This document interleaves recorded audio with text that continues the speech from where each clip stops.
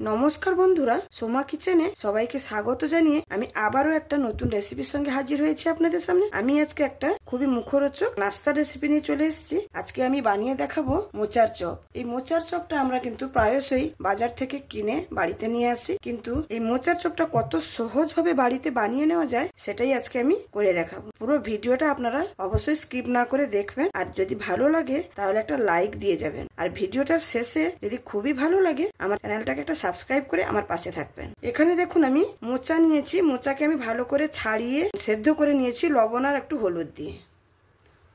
আমি এখানে নিয়েছি আলু সেদ্ধ নিয়েছি, আর পেঁয়াজ কুচি নিয়েছি, ধনেপাতা কুচি নিয়েছি, আর এখানে নিয়েছি রসুন থেতো করে নিয়েছি, আর একটু সামান্য কাঁচা লঙ্কা নিয়েছি। আমি সমস্ত কিছু গুছিয়ে নিয়েছি। এবার আমি রান্নার কাছে চলে যাব। আমি এখানে একটা গ্যাস জ্বালিয়ে একটা প্যান বসিয়ে নিয়েছি, আর আমি বাজারে যে আপনারা চপ কিনে খান, এই চপের মধ্যে যে একটা সুন্দর গন্ধ থাকে, সেই ম্যাজিক মশলাটা আমি করে দেখাচ্ছি। দেখুন, আমি এখানে একটা তেজপাতা নিয়েছি, দুটো শুকনো লঙ্কা, সামান্য একটু গোটা গোলমরিচ, আর একটু জিরে, আর একটু ধনে। জিরে আর ধনে আমি 1 টিস্পুন করে দিয়েছি, আর এগুলো আমি সামান্যভাবে নিয়েছি। এটাকে আমি শুকনো খোলায় একটু ভেজে নেব।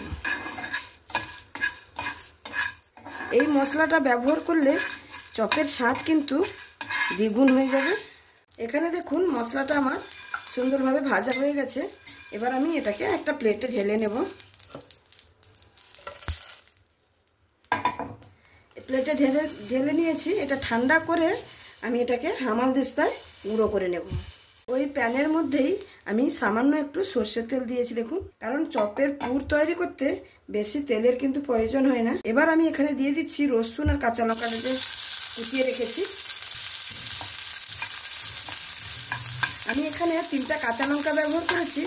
আপনারা চাইলে আপনাদের পছন্দ মতন ঝালটা ব্যবহার করে নেবেন। রসুন আর কাঁচা লঙ্কাটা আমার একটু ভাজা ভাজা করে নিয়েছি। এবার আমি পেঁয়াজ কুচিটা দিয়ে দেব।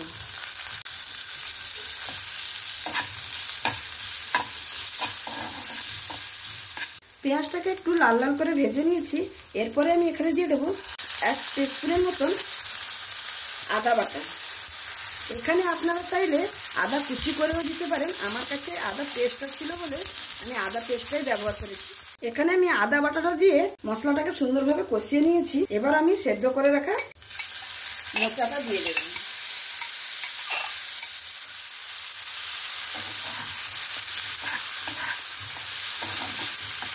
মোচাটা দিয়ে ভালো করে আমি মশলার সঙ্গে মিক্স করে নিয়েছি। এবার আমি যে সেদ্ধ আলুটা রেখেছি সেটা এখানে দিয়ে দেব। সেদ্ধ আলুটাকে আমি হাতে এরকম ম্যাশ করে নিয়েছি। আলুটা দিয়ে মোচার সঙ্গে ভালো করে মিক্স করে নেব। আলুটা দিয়ে মোচার সঙ্গে ভালো করে মিক্স করে নিয়েছি। এবার এখানে আমি কিছু গুঁড়ো মশলা দিয়ে নেব। গুঁড়ো মশলার মধ্যে পরিমাণ মতো লবণ দেব। যেহেতু আমি মোচাটা সেদ্ধ করার সময় একটু লবণ দিয়েছিলাম, সেই জন্য এখানে একটু বুঝে লবণটা দিতে হবে। আর একটু দেবো সামান্য পরিমাণে একটু হলুদ, সামান্য একটু ঝাল লঙ্কার গুঁড়ো, আর ভালো কালারের জন্য একটু কাশ্মীরি লঙ্কার গুঁড়ো। আর এখানে যে আমি ভাজা মশলাটা করে রেখেছিলাম, এরকম আমি হামালদিস্তায় আধা ভাঙা করে নিয়েছি, এটা আমি এখানে দিয়ে দেবো। এটা কিন্তু মিক্সারে দিয়ে গুঁড়াবেন না, কারণ মিক্সারে দিয়ে গুঁড়িয়ে দিলে একদম গুঁড়ো হয়ে যাবে। এরকম দানা দানা থাকলে মুখে পড়লে চপটা খেতে আরও বেশি ভালো লাগবে। দিয়ে আমি সব কিছু দিয়ে ভালো করে মিক্স করে নেব। এখানে আমি সব কিছু দিয়ে মিক্স করে নিয়েছি। আমার পুরটা প্রায় কষানোই হয়ে গেছে। আমি নামানোর আগে দেখুন সামান্য একটু চিনি দিচ্ছি। এই চপেতে কিন্তু একটু চিনি দিলে না মোচার চপে খুবই টেস্টি হয়। আর দিয়ে দিচ্ছি কুচনো ধনেপাতা। চপটা আমি আমিষভাবে বানাচ্ছি, মানে পেঁয়াজ রসুন দিয়ে বানাচ্ছি। আপনারা যদি সম্পূর্ণ নিরামিষভাবে বানাতে চান তাহলে পেঁয়াজ রসুনটা খালি বাদ দিয়ে দেবেন, আর বাদ বাকি যা সব দিয়েছি সেগুলো দিলে হয়ে যাবে। দেখুন এখানে আমার পুরটা একদমভাবে রেডি, কড়া থেকে ছেড়ে আসছে। এবার আমি পুরটাকে একটা প্লেটে ঢেলে নিয়ে ঠান্ডা করে তারপরে পরের প্রসেসে আসছি। এখানে আমার পুরটা একদমই ঠান্ডা হয়ে গেছে দেখুন। এবার আমি চপের আকারে গড়ে নেব।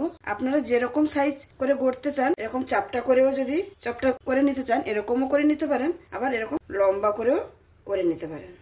আমি এখানে এরকম লম্বা মতন করে করব।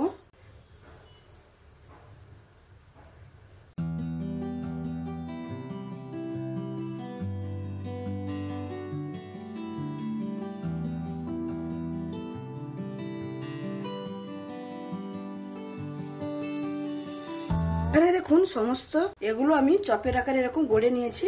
এবার এটাকে আমি সাইডে রেখে কোটিং করে বানিয়ে নেওয়ার জন্য এখানে 2 টিস্পুনের মতন কর্নফ্লাওয়ার নিয়েছি। আপনারা চাইলে এখানে ময়দাও নিতে পারেন। এই কর্নফ্লাওয়ারের মধ্যে আমি একটু পরিমাণ মতো লবণ দিয়ে দেব, আর দিয়ে দেব সামান্য একটু গোলমরিচের গুঁড়ো দিয়ে এটাকে ভালো করে মিক্স করে নিয়ে একটু জল দিয়ে একদম পাতলা একটা ঘোল বানিয়ে নেব।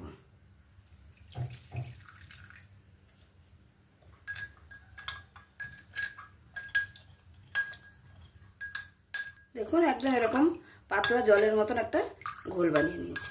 আমি ওটাকে সাইডে রেখে এখানে দেখুন আমি ব্রেড ক্রাম্বস নিয়েছি, মতলব আমি বাজার থেকে কিনে নেইনি, এখানে আমি বাড়িতেই বানিয়ে নিয়েছি। ব্রেড থেকে ব্রেডটাকে ভালো করে তাওয়াতে দিয়ে সেকে দিয়ে মিক্সিতে গুঁড়ো করে আমি বানিয়ে নিয়েছি। এবার এই ব্রেড ক্রাম্বসের মধ্যেও আমি একটু সামান্য লবণ দিয়ে দেবো, আর দিয়ে দেবো সামান্য একটু গোলমরিচের গুঁড়ো দিয়ে ভালো করে মিক্স করে নেব। আমি সমস্ত কিছু রেডি করে নিয়েছি। এবার আমি এক একটা করে চপ এরকম নেব, নিয়ে এই যে কর্নফ্লাওয়ারের গোলার মধ্যে আমি এরকম লাগিয়ে নেব, দিয়ে ব্রেড ক্রাম্বসের মধ্যে দিয়ে দেব, দিয়ে ব্রেড ক্রাম্বসটা উপর দিয়ে আমি ভালো করে ওর গায়ে লাগিয়ে নেব। দেখুন এখানে দুটো হাত দুটো জায়গায় ব্যবহার করলে খুব ভালো হয়। দেখুন এরকম আমি সুন্দরভাবে লাগিয়ে নিয়েছি। যেহেতু আমি ডবল কোট করব সেই জন্য আবারও আমি এই ঘোলটার মধ্যে দিয়ে ঘুরিয়ে নেব, দিয়ে আবারও ব্রেড ক্রাম্বসের সঙ্গে ভালো করে চেপে চেপে একটু হাতের সাহায্যে এরকম চেপে চেপে ব্রেড ক্রাম্বসটাকে ভালো করে লাগিয়ে নেব। দেখুন আমি একটা বানিয়ে নিয়েছি, আমি এরকম করে সবগুলো বানিয়ে নেব। আমি এই চপটাতে কিন্তু গরম মশলা ব্যবহার করিনি, আপনারা চাইলে একটু গরম মশলাও ব্যবহার করতে পারেন, ভালো লাগবে।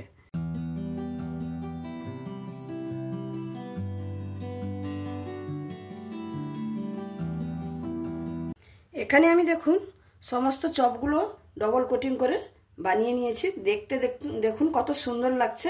এবার আমি এগুলোকে ভেজে নেব।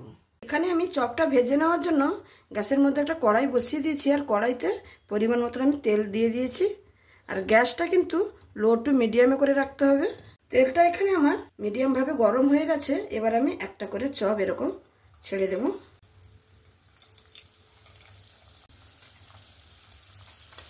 আমি এখানে 4 পিস দিয়েছি, এরকম 4টা করে আমি ভেজে নেব। এই উপর থেকে এরকম একটু তেলটাকে আমি ছড়িয়ে দেব। তেলটা ছড়িয়ে দিলে কি হবে, উপরের পাটটাও শক্ত হয়ে আর ভেঙে যাওয়ার সম্ভাবনা থাকবে না। এখানে আমার চপগুলো প্রায় ভাজা হয়ে গেল। দেখুন কত সুন্দর লাগছে, একদম ব্রাউন কালার করে নিয়েছি। আমার এখানে ভাজা হয়ে গেছে, আমি এবার তুলে নিচ্ছি।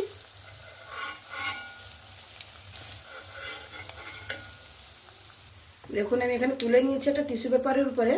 এক্সট্রা যে তেলগুলো থাকবে টিস্যু পেপারটা কিন্তু সোক করে নেবে।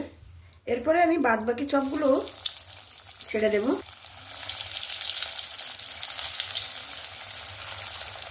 আবারও সেই সেম পদ্ধতিতে একটু তেলটাকে উপরে ছিটিয়ে দেব।